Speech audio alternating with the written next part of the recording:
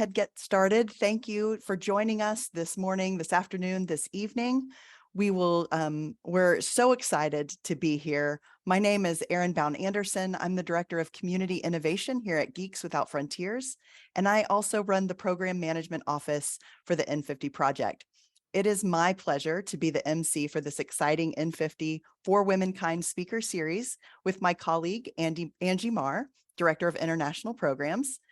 For WomenKind is N50's team of women thought leaders who empower women and girls through digital access and participation. For those of you unfamiliar with the N50 Project, the N50 Project is a global program focused on accelerating digital adoption and community enrichment through innovative applications, network design, and business models to enable the next 3 billion people to participate in the digital world. Broadband adoption is being accelerated and sustained through N50's commercial, nonprofit, government, and community partnerships. And we have approximately 150 organizations now from throughout the digital ecosystem that have joined together that make up the N50. Of these partners, we have an incredible pool of talented women leaders, again, throughout the digital ecosystem, all touching different parts of the value chain. And our collective commitment to digital participation includes a commitment ultimately to communities, and specifically the experience of women and girls as access is expanded, skills are developed, and impacts are made. Our goal is to ensure that women and girls have increased sustainable access and opportunity to education, healthcare, leadership, and economic security. Our For WomenKind group membership includes women who are members of our N50 partner organizations. So if you're on this call and you're not yet an N50 partner, we would love to add you into the ecosystem. In the chat, we'll drop a link in order to become a charter supporter, and that will activate the process of onboarding you to this phenomenal team. The For WomenKind team meets monthly, and every other month, that meeting includes a featured speaker like we have today. We invite all advocates for gender equity to these calls, and because we believe that that's necessary, it belongs to all of us. So I'd like to introduce you now to Dr. Revi Sterling and let her take the reins. You're in for a very special treat. Dr. Revi Sterling is a Senior Technical Director of Digital Inclusion at CARE, where she focuses on closing the digital gender divide and fighting information poverty. Prior to CARE, she designed and managed gender and technology initiatives for USAID's Innovation, Technology, and Research Hub, including the Women Connect Challenge and the Women and the Web Alliance, which combined and brought more than 10 million new women and girls online. Revi founded and directed the first digital development professional master's program in the United States at the University of Colorado. At the university, she also held affiliated faculty positions in telecom engineering, civil and environmental engineering, and women's and gender studies. Before academia, Revi spent a decade at Microsoft Research, spearheading efforts in gender equity and digital development. Among other publications in telecom and digital development journals, she has a book about her early research in Kenya and authored the gender-focused chapters, Agriculture, Health, Education, and Metrics in AU's PREDA Project, Policy and Regulation Initiative for Digital Africa. She's an adjunct professor at SIPA School at Columbia University, where she teaches about the role of human-centered design in digital development programs. She's the recipient of the Anita Borg Institute's Social Change Award, USAID's Activism Against Gender Violence Award, and Women Technologist of the Year from Engineering for Change and the American Society of Mechanical Engineers. So after Dr. Sterling provides her presentation, you will have time to ask her questions. And as you will quickly see, she's a gifted conversationalist and passionate expert in the field. So please put your questions for Dr. Sterling in the Q&A, where you can also upvote and like one another's questions. And Angie and I will prioritize those and moderate the conversation.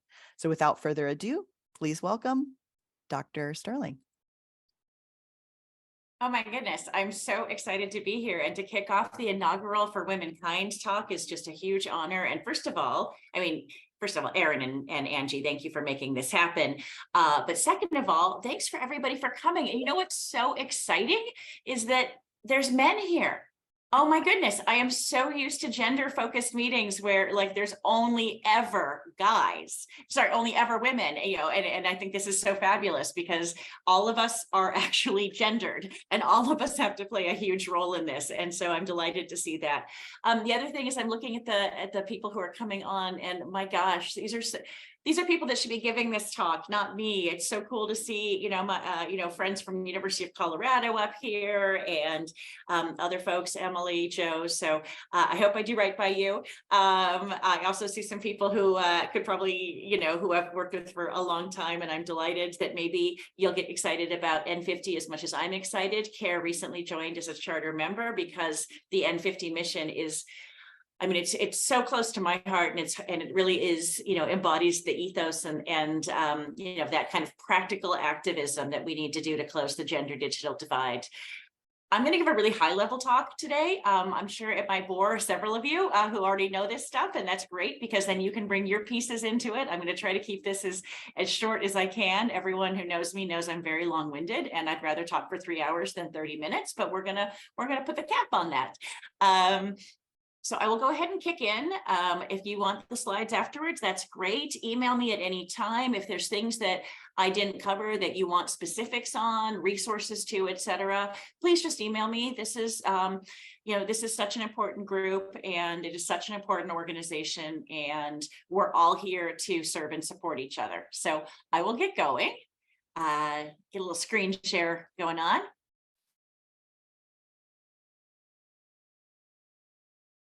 Let's see.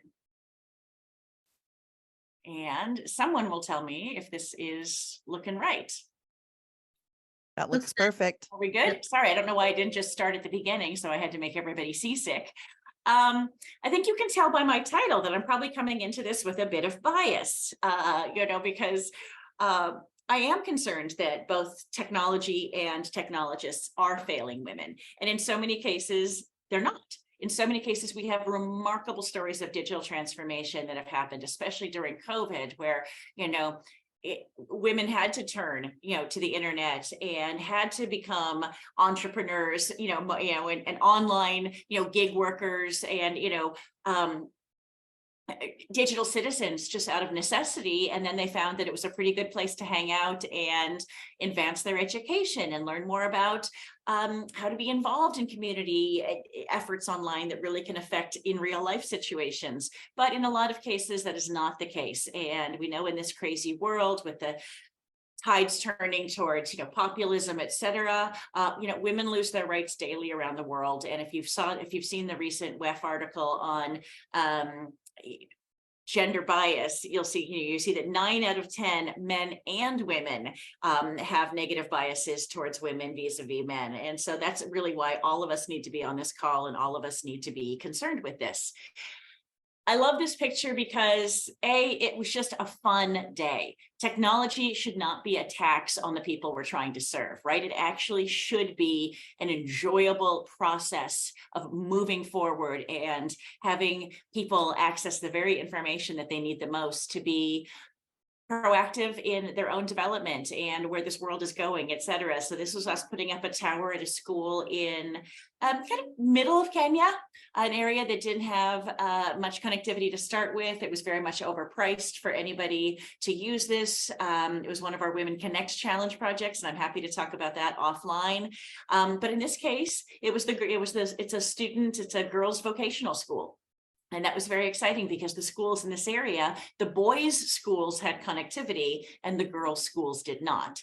And even though that community could boast, wow, we have great internet in our schools, the next question is, right, but who is benefiting from this? And this is where I feel like technologists have a much more important and responsible role to play, which is not to drop the technology and run and realize, wow, we made a great contribution, we connected this community, but what actually happens when we leave, and what does it mean to be meaningfully connected? And so let's have a conversation. I'm just going to do some sort of overall, guiding slides. And then let's get into it. All right. So as many of you know, as lots of you know, and perhaps there are some newbies to this call that are kind of going, what's the problem? How is there a gender digital divide anymore when devices are getting lower, are becoming cheaper, and data costs are lowering across the world? And, now it's indispensable, to have technology at our fingertips. But we know from 60, 70 years of development work, in gender and development, not gender technology and development, but in gender and development, that you need to have, you need to serve women in order for communities to equitably move forward and to have that state change in communities. And, I'm a long-term advocate, like thousands of other practitioners and researchers, that, if you invest in women, you are investing in the communities. Women generally, this is just me stereotyping, terribly, stay in a community. Of course, there are migrations, to the Gulf, to other places where lots of women go to work as domestics, etc. But for the most part, in rural communities, women are kind of the anchor tenants of the community, and in this case, the recipients of technology. We know that digital is a huge game changer for every industry, especially development, because, development initiatives, international development initiatives really can only scale to the degree that we can have access to communities. And most development happens within 30 kilometers of a paved road, which leaves a whole lot of the world, unexposed and unable to take advantage of any kind of development initiative, from food security to, e-learning. And at the same time, women do not have the same opportunities to use technology the way that men do. And so what could be a force multiplier, because I think the two most transformative community forces are women and technology. So together, this should be and can be a game changer, and has been in some communities where it's been a really concentrated effort.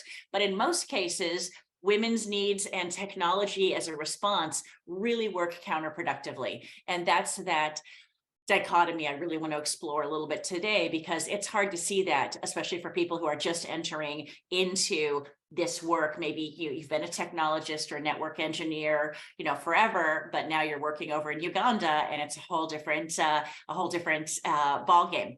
And so if development can't be done equitably, to me, it's not development work at all. And so we really need to be careful, especially with technology. Otherwise, we just continue to promote really a digital disconnect. I assume some people recognize this device on the front. This was the one laptop per child, the EXO laptop that came out of Nicholas Negroponte's time at MIT Lab. This was supposed to basically stop the digital divide in communities and really be that backstop to those who had access to technology and those that didn't.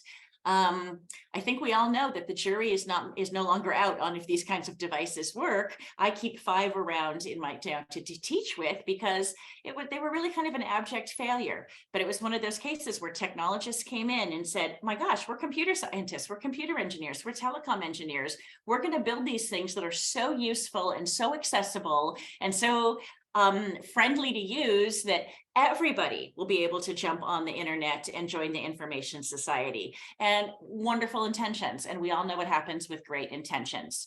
There's about 3.2 billion people that have never been on the internet. Most of those are women and girls, and it's not because they're not interested in it. We all have seen in our travels that sometimes the poorest of women actually have a smartphone, and so there's, so we see that and we go, oh, there is no gender digital divide. These women, let's say in, Kangemi slum in North Nairobi, wow, they seem to be pretty outfitted with good devices, but that's because their culture and community rely on that, and it's socially acceptable in that community. You drive further up, north in Kenya, and past Isiolo, you go up north, it's a very different situation, and that's because a lot of people do not want women and girls to be online. Why? Because women and girls who are empowered with information are terrifying, right? We challenge the status quo. We can no longer be treated like chattel. We understand we have rights. We can understand we can vote. We can get information about gender-based violence or get a degree online, etc. And this is still a very patriarchal world out there. And I've worked with a lot of communities that actually have bans serious bans against women's mobile phone use. And people go, oh, that can't be true, or those can only be a few communities around the world. And it's not. There's huge swaths of the world that really, really, really do not want to see women empowered. And that's actually why I came to CARE about a year ago, because I wanted to work on how we integrate digital inclusion into the world's largest, NGO that focuses specifically on gender equity. Because to me, the gender digital divide isn't a technology issue at all. It's a gender justice issue. It's exacerbated and complicated by the fact that technology is such an integral part of society, and also has so many sort of values and other nuances in it. If you don't have a cell phone, what does that mean? If you do have a cell phone, is it a status symbol? How do you do these things? So technology is very tricky in a lot of these communities.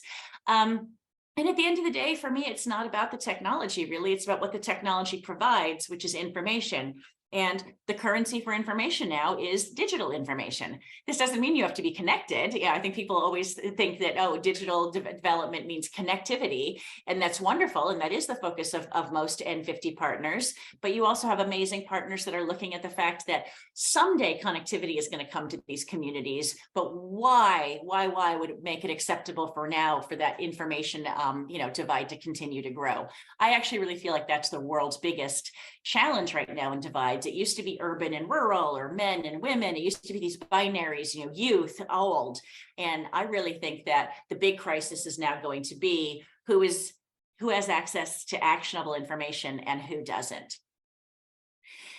A lot of organizations, USAID, Gates Foundation, NGOs, et cetera, they have a digital strategy and a digital gender strategy, because, way back when, the UN put forward SDG 5B, which was all about promoting the advancement of women and girls through technology.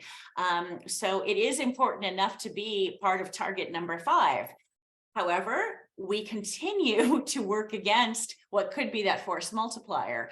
And as the digital strategy at USAID, where I've done a lot of work previous to this, world that I'm currently in a large INGO, really does call out that if you don't do this right, if you don't do digital technology right and equitably, we can actually grow social and social divides in communities and introduce and exacerbate existing problems also, and create new ones. And I've seen this firsthand. And it's actually what motivated me to start the program at Colorado. Was everybody was jumping into this. All these technologists in the early part of this millennium were like, oh my gosh, I don't want to serve shareholders anymore. I want to go save the world through technology. We love that. That's amazing. Keep that spirit going. But 80% of digital development initiatives, not just gender-focused digital development initiatives, fail. They just fail outright because we don't understand the communities we're serving. And if we think we understand them well enough, chances are we're actually probably wrong. And that's where that need to work with local partners. And I look at some of the ones on the N50 roster, like DOT and others, that really understand the social context at that hyper local level and can actually tell us, yes, this will work. No, it won't. And, this has been tried and this was the impact. And here's here's what the community thinks, et cetera. So we are not the experts in development. We might be the experts in technology. No digital strategy wants to leave women behind. I mean, we're doing it unintentionally. And what I mean by that, let me give you a case in point, is in most communities, they're used to having agricultural extension officers come in. Maybe this is a man or woman from a government position that comes through every quarter and talks about changes in climate, or what kind of fertilizer to use, or how to do crop rotation better, or talks about market value, et cetera. So people are ingrained into this process of meeting and building that social capital with someone they really, really trust, who looks like them, who speaks like them, and who really, really understands agricultural information, especially at a time during climate change and supply chain issues and value chain challenges. Well, every development agency is like, well, we can't scale people. We can't scale, extension agents. Let's just put it on a phone. Let's put it on an app. And now everybody can have access to these extension agents and even get more information and be part of certification programs. I mean, all of this intentionality is wonderful. The problem is so many of these women don't have access to phones. And so many of these women live in unconnected areas, or if they are in connected areas, they're not allowed to use phones for this purpose, or they only have one phone in the family and it goes with the man when he leaves, for business, for work at the beginning of the day. And so these women used to have access to these incredible resources, the human resource that came to the community. Now they get zero agricultural information at a time when that kind of information is the most critical. That goes with health, that goes with education, et cetera. So this whole need to scale digital solutions to help scale brick and mortar institutions, to help include more people in the reach of programs and into scale resources, actually often can leave women without any information at all.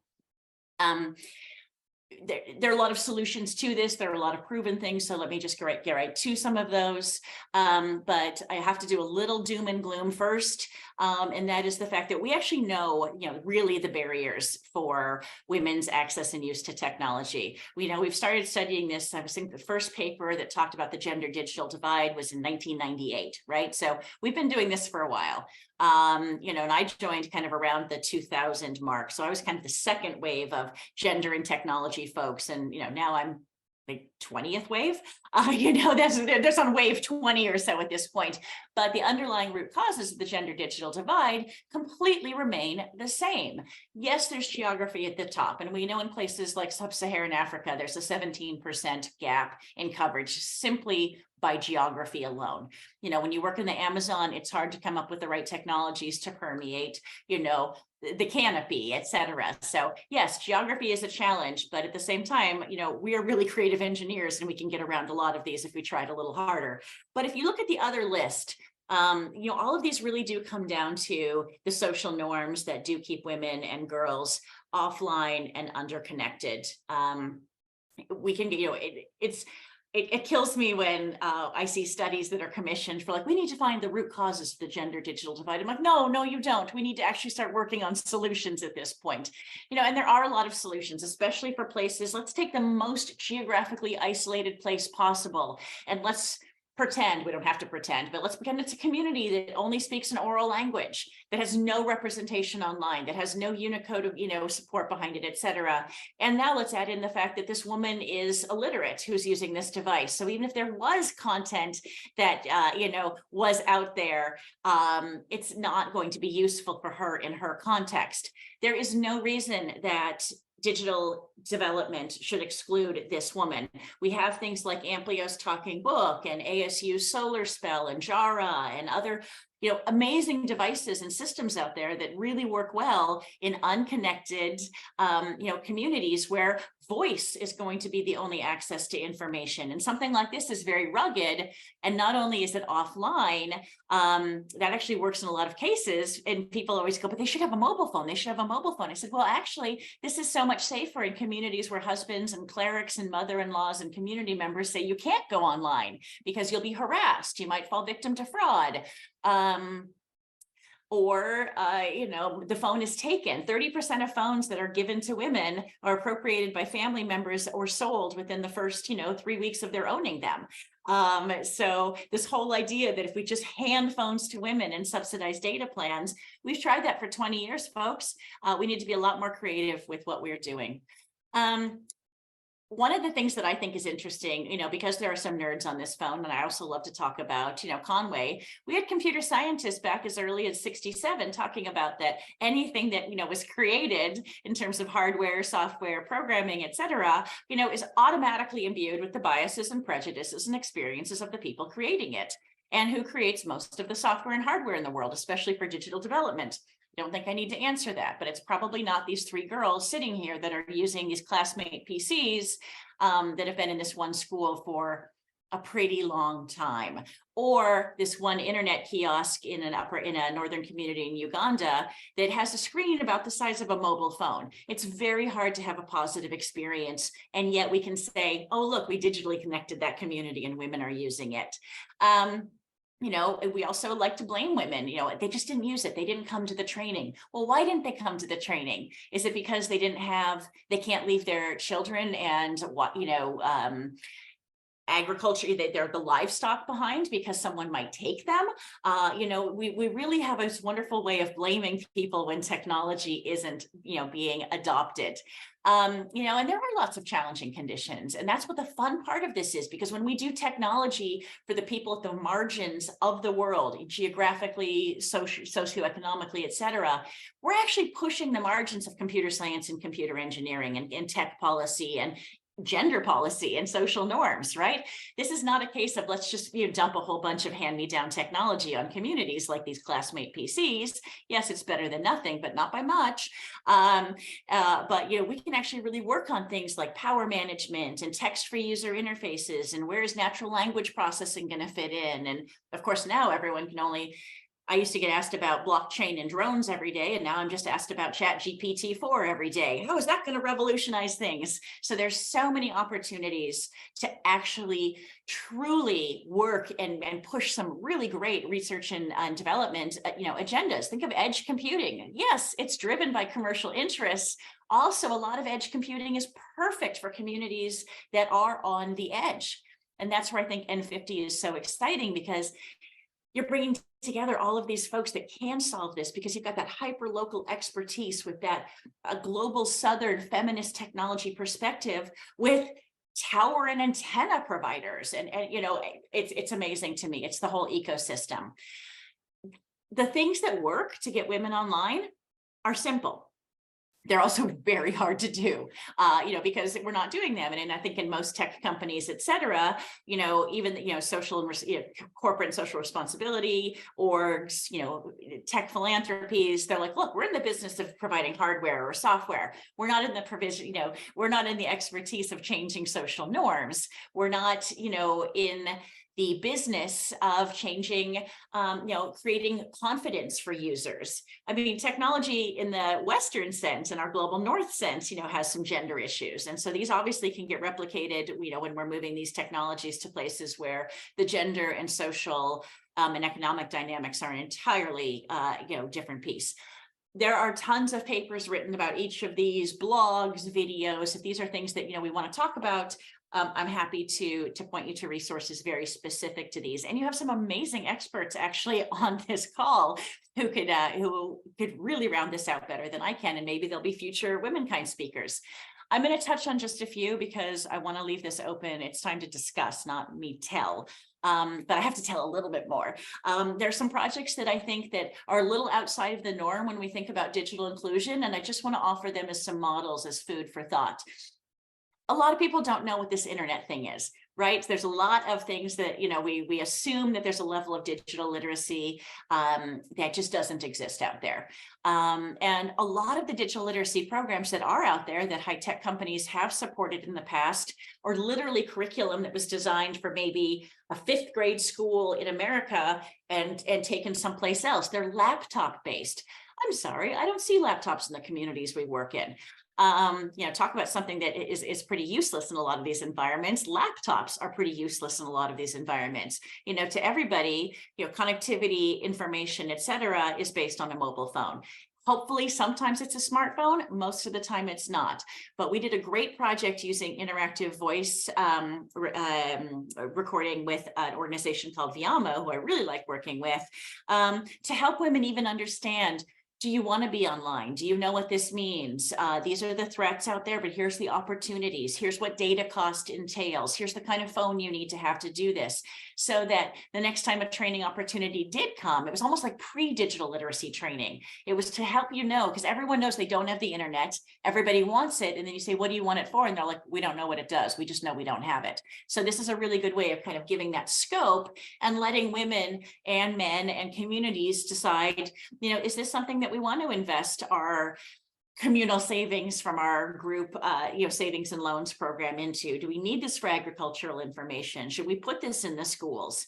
Another thing, we had a project that we worked on in a previous life of mine that I'm so excited about, because We actually built software with a local software engineer company in Mali. Bamako has a very thriving computer science environment. It's interesting. Most of them were educated in either France or Russia, and now they're back and they're working on digital inclusion issues because Mali is terribly unconnected. And as you can imagine, Bambara is not very well represented on the internet. And the women we worked with across 5 slums in Bamako, the capital, actually looked at the different things they liked about social networks, Facebook, WhatsApp, Instagram, TikTok. And then they came back with some ideas that they wanted us to put together with this software engineering company that really fit a social network for their very specific health needs. And now this has taken off, and they're using it for marketing their equipment, marketing the goods they produce, et cetera. But everyone talks about doing co-creation with communities. And if you look at the digital development principles, the first one is designing with the end user, which is almost impossible to do, even though we know you should do it. And in this case, we really did. We sat down with these 52 women for months after months, the organization that funded this or that implemented this, and really built a program that worked very specifically for these women's needs. Now, the organization is trying to localize that into 21 other unwritten African languages, and we'll see what happens. Because again, where's that cutoff between scale and what is very, hyper-local and needed for that market? And those are always a challenge in development, not just for technology.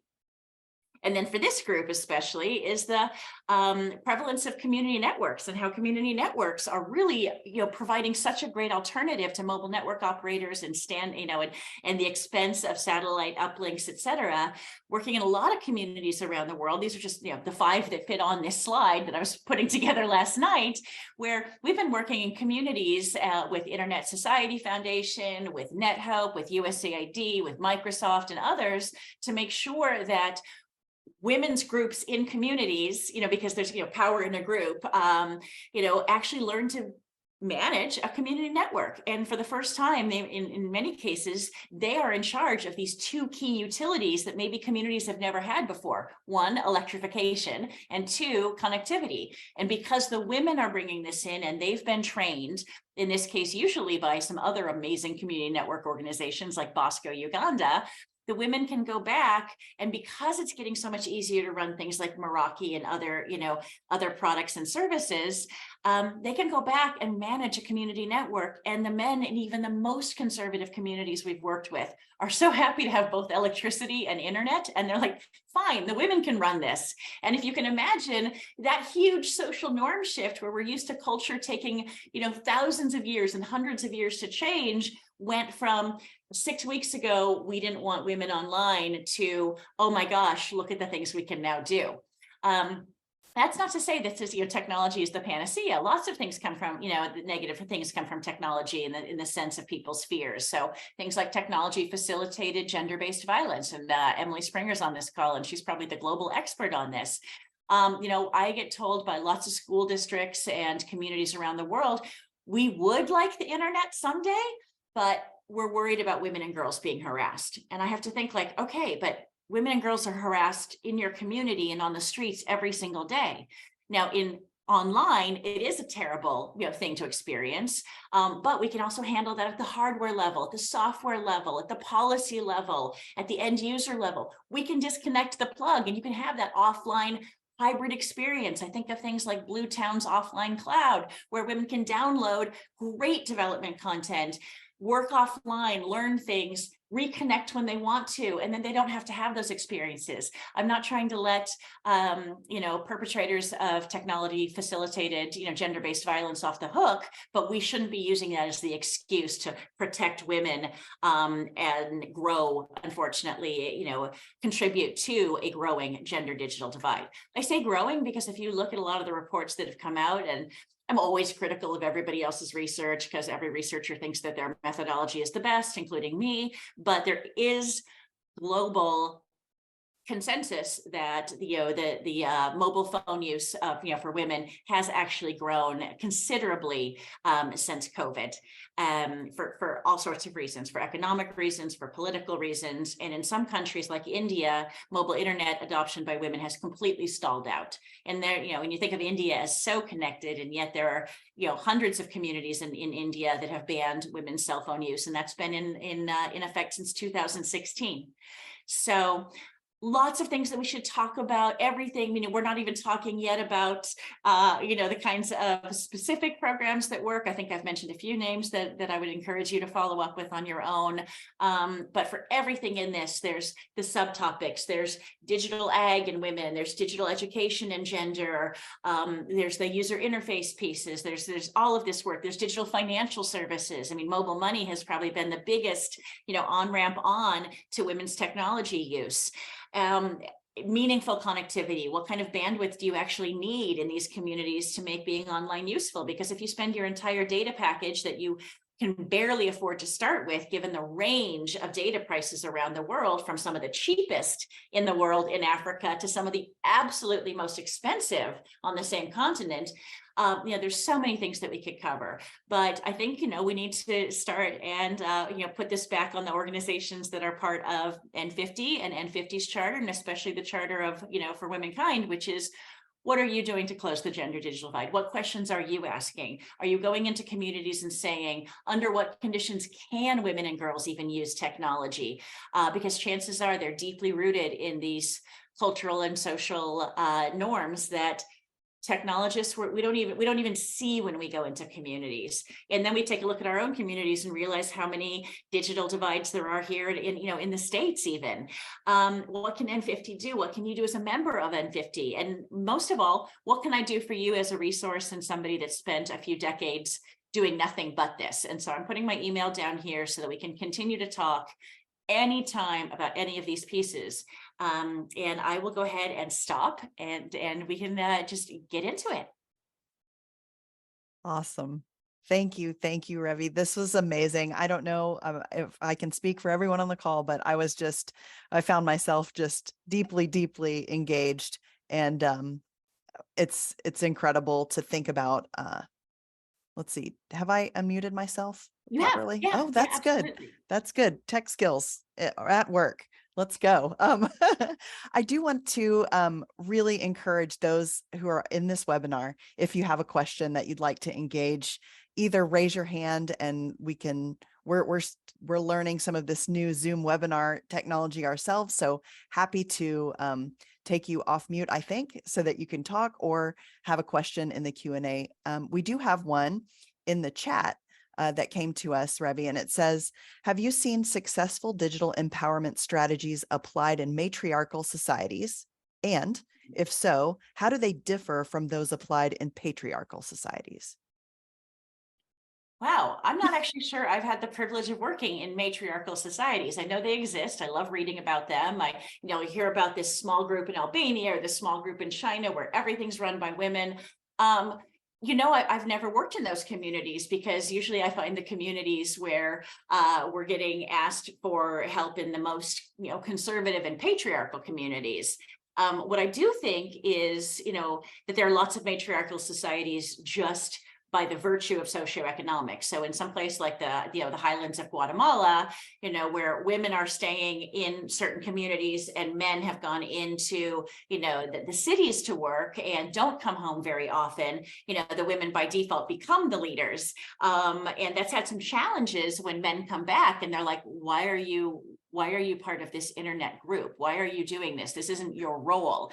And so I think that, when we're empowering women, or if they're, empowered themselves and we're just, helping them out along the way, there's a lot to do to get that community support and community buy-in to continue that. If that's from women, if that's from other men, we don't see the same sort of gender divides in Latin America in terms of connectivity and use that we do in other parts of the world, but there is that insidious nature of machismo that comes in and really discourages a lot of women from, starting businesses online, et cetera. So the in real life and, online worlds for women just can't intersect at all, because it's just not the right thing to do. What I do think is fascinating, and I'll use another Latin American experience, is working with humanitarian open street maps. We had girls and boys in middle school go around and actually map where machismo plays out in their communities. So they were using technology for the very first time to look at gender and social norms. And it was such a shock to boys more than girls, because girls experience this. They know this already, but the boys came back, and at 14 and 13 years old, they know they're going to be dads in the next 2 or 3 years. And they're just like, oh my gosh, I need to create a better world for my future daughters. And I don't know 14-year-old boys, see here in DC where I'm sitting, that sort of have that forward-looking piece of, wow, the technology helped us see some inequalities. The inequalities actually feed how technology is accessed and used. And it's this Mobius strip. And they were realizing this at a young age. So I don't think that answers the question at all. But it does share my experience on this. And if other people on this call, because there's some really great gender folks on here, have some pointers, please jump in. Yeah, any hands raised? We've got some more questions coming in, so we can on this same thread of thinking, connected to that, or what are some of the biggest success cases that you've seen in terms of shifting those cultural and social norms around tech and gender? Well, I think the biggest thing is trying to understand, especially in places where there is such discomfort with the idea of, either women and girls being online or just accessing information writ large. Because again, I don't want to, conflate digital development and digital inclusion with connectivity. Yes, of course, the Venn diagram is very, overlapping, but there are those, those instances where a lot of communities are probably not going to be connected in my lifetime. I look across like the Sahelian belt, places like that are not places where commercial interests, MNOs are going to go. And there may not be funding or interest or the safety required to put up a community network, places like that, where offline technologies might work the most. But in the end result is more empowered women with better information. And again, that is such a threat to, the patriarchal status quo. What I think is wonderful in those communities and where I've seen the biggest successes is not working with the women, it's working with the men. And that's why I'm so happy to see so many men on this call. It's understanding, what's the root fear? Is it that she's going to cheat? Is it that she's going to bring dishonor to the family? Or is it because you're going to look like a fool because you don't know this as well? And I'll point to a program. There was a curriculum called Tech for Families that Equal Access International did with a bunch of local organizations in northern Nigeria. I can send it to you. They've made it free and available. I mean, that's the nice thing about working in the NGO space, or even in this space with commercial folks, is this problem is so much bigger than us trying to hold on to anything proprietary. So, a lot of us are like, yeah, I have this, let me share it with you, so organizations like Educational Foundation Trust, but we don't sit on our information, we share it, because this problem is so big and so insidious and such a challenge to all development sectors as they get more and more digital. And so I think starting with men and understanding under what circumstances could the women in your family ever use technology. And in one case, we were talking to a man who had like 8 or 9 wives. And he said, well, I keep having heart attacks, and my wives don't know what to do in the case of a heart attack. And I know that we need to have more nutritious food, less heart attack inducing food. And so it was a start with like, well, could they use it for that? And maybe one could use it for that, the one I trust the most. And then you find out that the world doesn't end because this one woman has access. And then they were enrolled in the Tech for Families curriculum, which is training that the whole family has to go to together. It has to include the brothers and the, and the sons and the husbands, or you can't be part of the group. You can't be part of the training.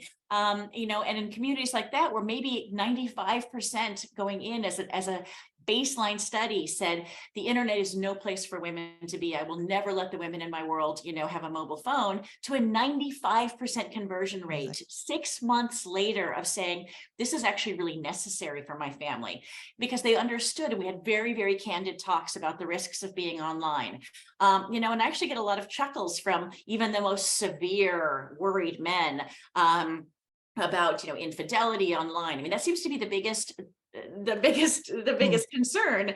And it's pornography, it's infidelity, and you're like, but this existed before the internet. And they're like, oh darn, it did, didn't it? And so, I mean, you kind of take the wind out of the sails by showing the historical thing that, yes, the internet makes things, it just amplifies human behavior, and it shortens that, time-space continuum, and it brings everything to, community so much quicker. But that's where you need the training and to understand. I mean, I always hear the analogy from men like, oh, it's like a knife. You can use it for good or you can use it for bad. And once that sinks in, it really makes a difference. So starting with the naysayers and starting always with, the gatekeepers. Mm. That's so true. Revi, you have a question from Emily Springer.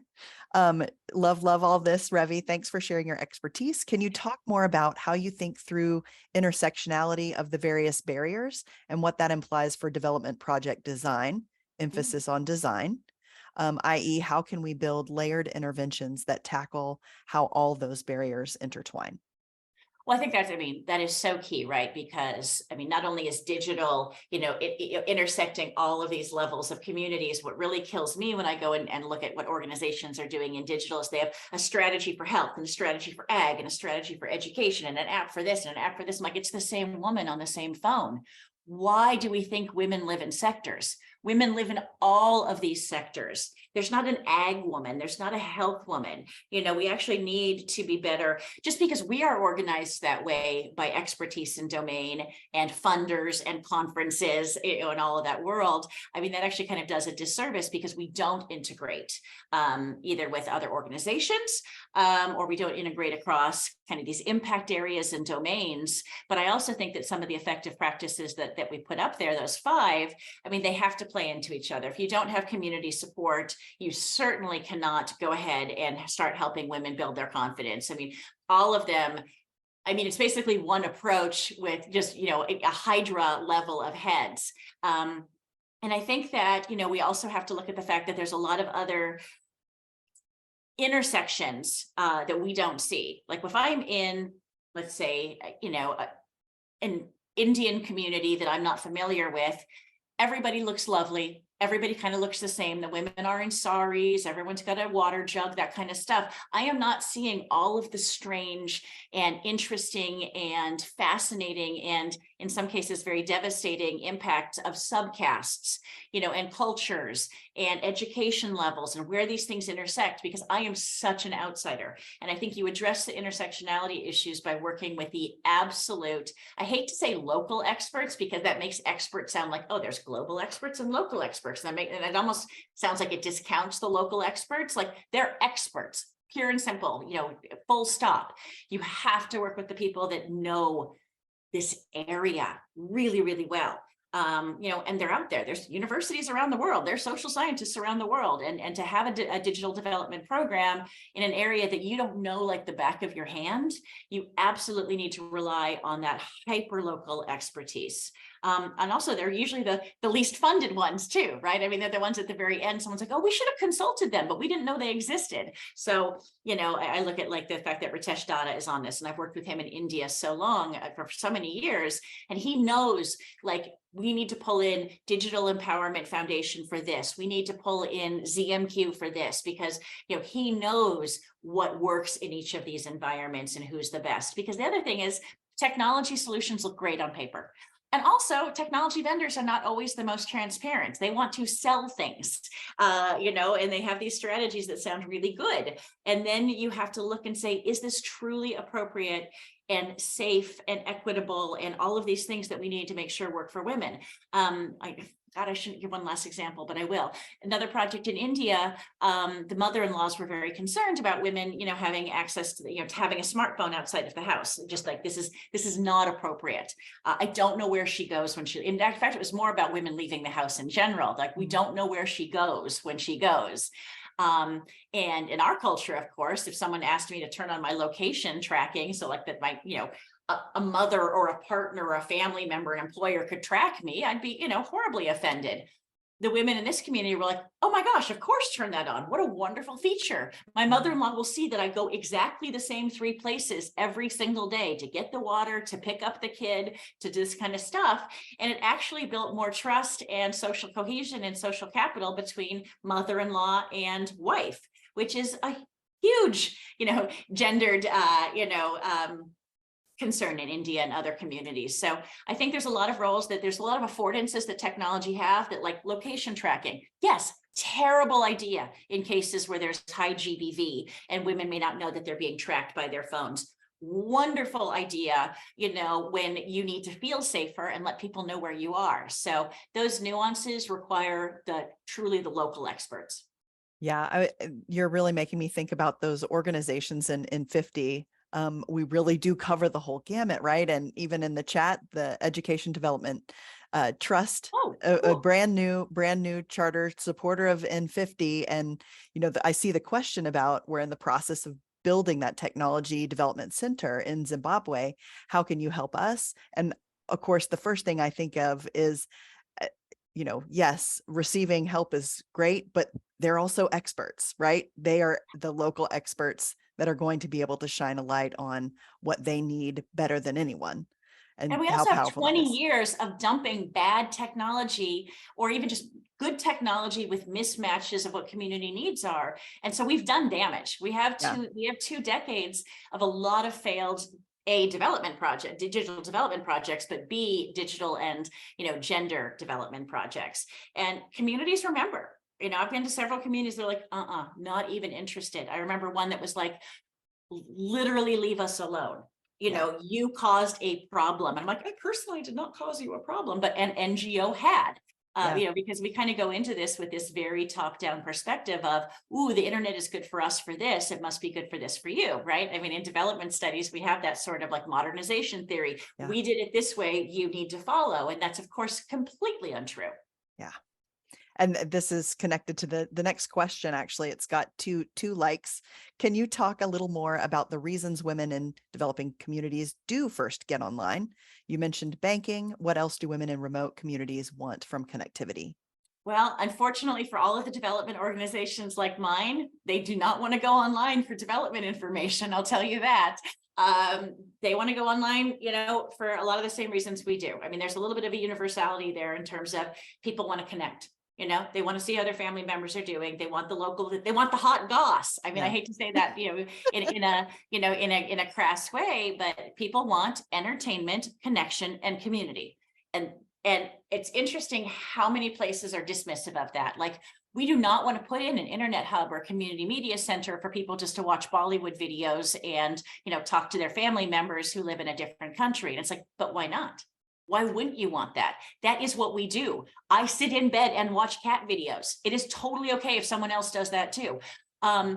So many places are purists about this. Like, we only want to use this so that they get the right health information and better education. That's great. But 48% of people that actually have the affordability for data packages around the world do not use it on the things that we think they should. So that's where I think offline, offline solutions are great. If you don't want to pay to understand, to learn about sanitation and, how to build a better latrine. You don't want to go through your data for that, or sit at a community media center and look up sexual and reproductive health because other people are watching you and thinking you're some perv.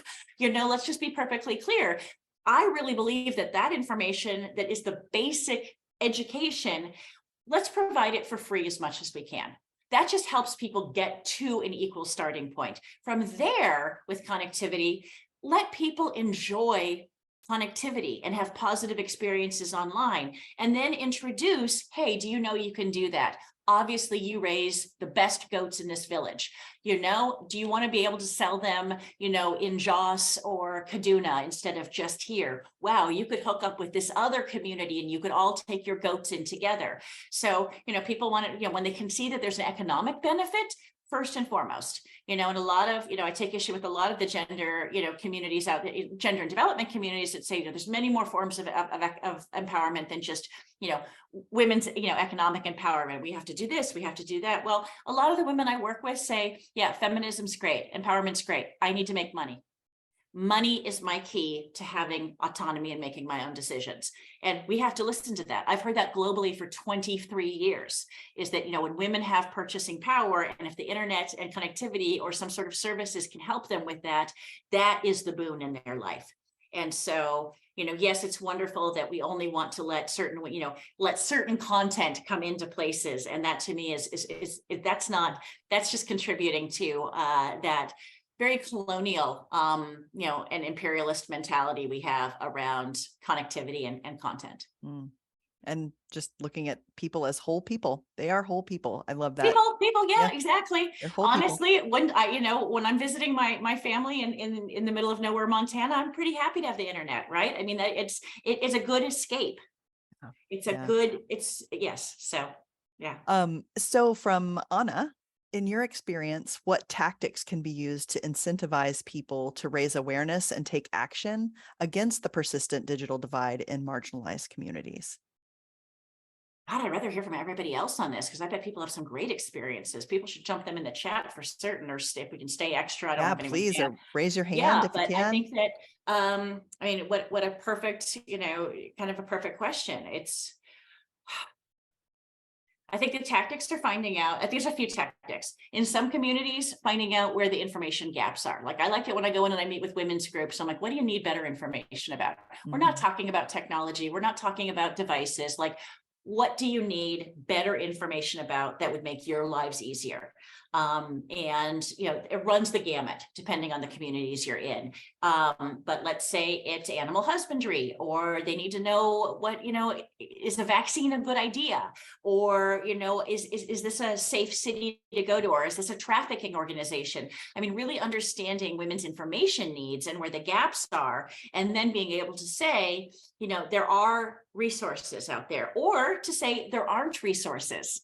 And this is where we need to work with those, local organizations like those computer scientists in Bamako to come up with a service.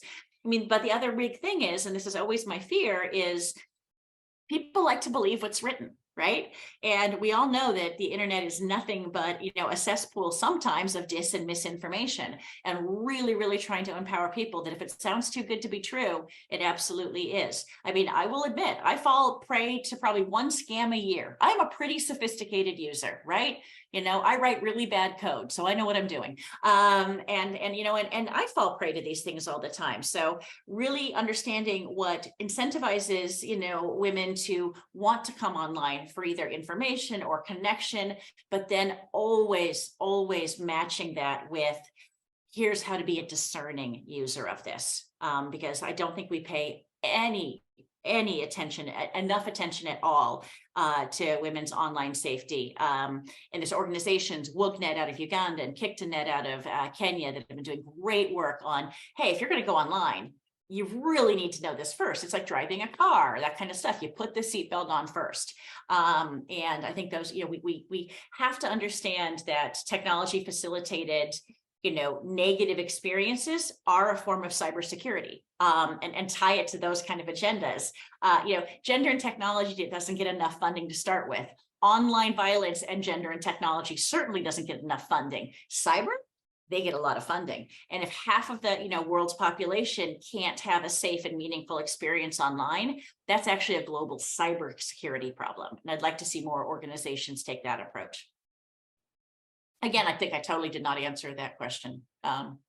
I think you did. I think you brought some really important components into the space. It's clear that we could go in a million different directions, and I think this is one of those things where we've got to have a full week to discuss and talk. We are so incredibly grateful for the time that you have spent with us. I just see the clock now, and I can't believe I know people are dropping off. I know we have stuff to do. My email is in there. I don't bite. I talk too much. So when you do email me, be like, I need to tell these things to you. Let me help amplify the great work you're doing. Let N50 do that. Let's all figure out how to make N50 really successful, and then your organization's really successful, especially the WomenKind effort. Yeah. Thank you, Revi. We are absolutely grateful, not only for this time today, but your expertise that is infused in N50. all the way. We're thrilled to take these ideas and really refine our own work. I know everyone on the call is as well. Thank you so much. We No look problem. And I'm forward to the happy to next. point people to other experts in domains. I'm a good generalist for this, but if there's someone that really just wants to look at digital literacy in this context or M-Health in this context, please let me be a conduit. Absolutely. Well, thank you, everyone. And thank you to all of our participants who are here engaging with Dr. Sterling and myself. We are grateful. We are grateful. And hope you have a great rest of your day, everyone. Thank you so Everybody, much. happy day, happy evening.